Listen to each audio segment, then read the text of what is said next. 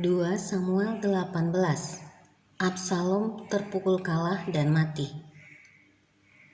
Daud memeriksa barisan tentara yang bersama-sama dengan dia. Kemudian ia mengangkat kepala pasukan 1000 dan kepala pasukan 100 atas mereka. Lalu Daud menyuruh tentara itu maju berperang, sepertiga di bawah perintah Yoab. Sepertiga lagi di bawah perintah Abisai anak Zeruya, adik Yoab. Dan sepertiga lainnya di bawah perintah Itai, orang Gad itu. Lalu berkatalah raja kepada rakyat, "Aku juga akan maju berperang bersama-sama dengan kamu."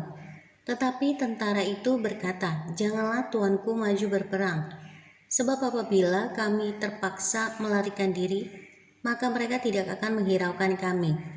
Bahkan sekalipun mati separuh daripada kami, mereka tidak akan menghiraukan kami. Tetapi tuanku sama harganya dengan 10.000 orang daripada kami. Sebab itu adalah lebih baik bahwa tuanku bersedia menolong kami dari kota." Kemudian berkatalah raja kepada mereka, "Apa yang kamu pandang baik akan kuperbuat." Lalu berdirilah raja di sisi pintu gerbang, dan seluruh tentara itu berjalan keluar, beratus-ratus dan beribu-ribu. Dan raja memerintahkan kepada Yoab, Abisai dan Itai demikian, "Perlakukanlah Absalom orang muda itu dengan lunak karena aku." Dan seluruh tentara mendengar ketika raja memberi perintah itu kepada semua kepala pasukan mengenai Absalom. Lalu tentara itu maju ke padang menyerang orang Israel, dan terjadilah pertempuran di hutan Efraim.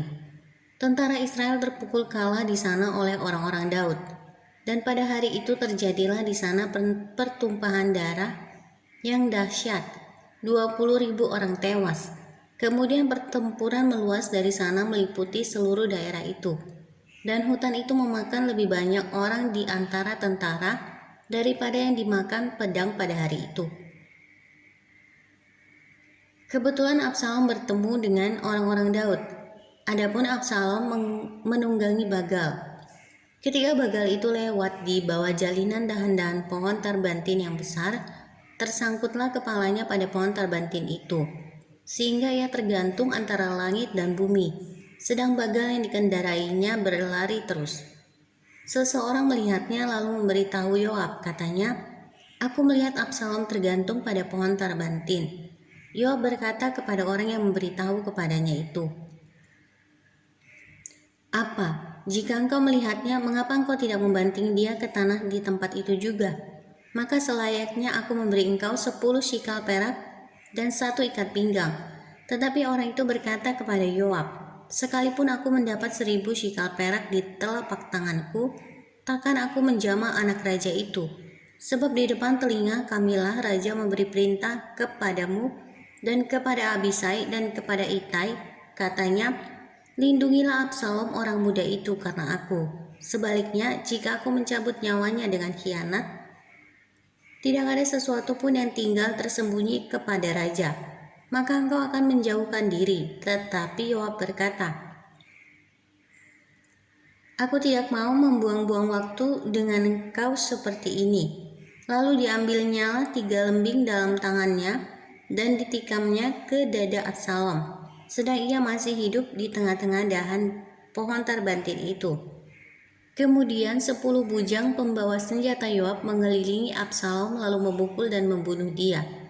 Sesudah itu Yoab meniup sangkakala, sehingga tentara berhenti mengejar orang Israel, sebab Yoab mau menahan tentaranya itu. Lalu mereka mengambil mayat Absalom dan melemparkannya ke dalam lubang yang besar di hutan itu. Kemudian mereka mendirikan di atasnya timbunan batu yang sangat besar, dan seluruh orang Israel melarikan diri masing-masing ke kemahnya. Sewaktu hidupnya Absalom telah mendirikan bagi dirinya sendiri tugu yang sekarang ada di lembah raja. Sebab katanya, 'Aku tidak ada anak laki-laki untuk melanjutkan ingatan kepada namaku.' Dan ia telah menamai tugu itu menurut namanya sendiri. Sebab itu sampai hari ini tugu itu dinamai orang Tugu Peringatan Absalom." Kabar kematian Absalom disampaikan kepada Daud. Kemudian berkatalah Ahimaas bin Zadok, biarlah aku berlari menyampaikan kabar yang baik itu kepada raja, bahwa Tuhan telah memberi keadilan kepadanya dengan melepaskan dia dari tangan musuhnya. Tetapi berkatalah Yoab kepadanya, pada hari ini bukan engkau yang menjadi pembawa kabar, pada hari lain boleh engkau yang menyampaikan kabar. Tetapi pada hari ini engkau tidak akan menyampaikan kabar karena anak raja sudah mati. Lalu berkatalah Yoab kepada seorang Etiopia, pergilah, beritahukanlah kepada raja apa yang kau lihat. Orang Etiopia itu sujud menyembah kepada Yoab lalu berlari pergi. Tetapi berkatalah sekali lagi Ahimaas bin Zadok kepada Yoab, apapun yang terjadi, izinkanlah juga aku berlari pergi menyusul orang Etiopia itu. Tetapi kata Yoab, mengapa juga engkau mau berlari pergi, anakku? Apakah engkau membawa kabar yang menguntungkanmu?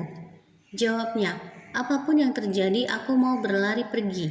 Lalu berkatalah Yoab kepadanya, kalau demikian larilah. Maka berlarilah Ahimaas mengambil jalan dari lembah Yordan, sehingga ia mendahului orang Etiopia itu.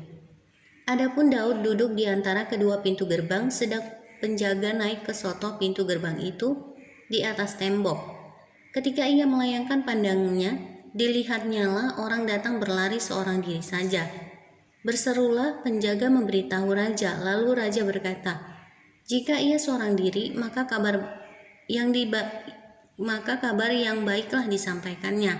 Sementara orang itu mendekat. Penjaga itu melihat seorang lain datang berlari, lalu penjaga itu menyerukan kepada penunggu pintu gerbang, katanya, lihat, ada lagi orang datang berlari seorang diri. Berkatalah raja, itu pun pembawa kabar yang baik. Sesudah itu berkatalah penjaga, aku lihat cara berlari orang yang pertama itu seperti cara berlari Ahimaas bin Zadok. Berkatalah raja, itu orang baik, ia datang membawa kabar yang baik. Lalu Ahimaas berseru, katanya kepada raja, selamat. Kemudian sujudlah ia menyembah kepada raja dengan mukanya ke tanah serta berkata, terpujilah Tuhan Allahmu yang telah menyerahkan orang-orang yang menggerakkan tangannya melawan tuanku raja. Lalu bertanyalah raja, selamatkah Absalom orang muda itu? Jawab Ahimaas, aku melihat keributan yang besar ketika Yoab menyuruh pergi hamba raja, hambamu ini, tetapi aku tidak tahu apa itu. Kemudian berkatalah raja, pergilah ke samping, berdirilah di sini. Ia pergi ke samping dan tinggal berdiri.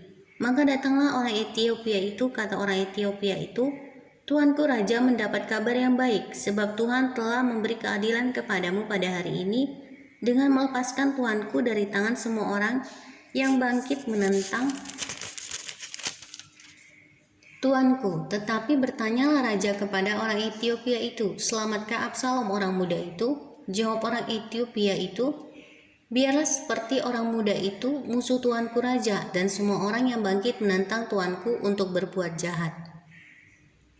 Kesedihan Daud. Maka terkejutlah raja dan dengan sedih ia naik ke anjung pintu gerbang lalu menangis, dan beginilah perkataannya sambil berjalan. Anakku Absalom, anakku, anakku Absalom. Ah, kalau aku mati menggantikan engkau, Absalom, anakku, anakku.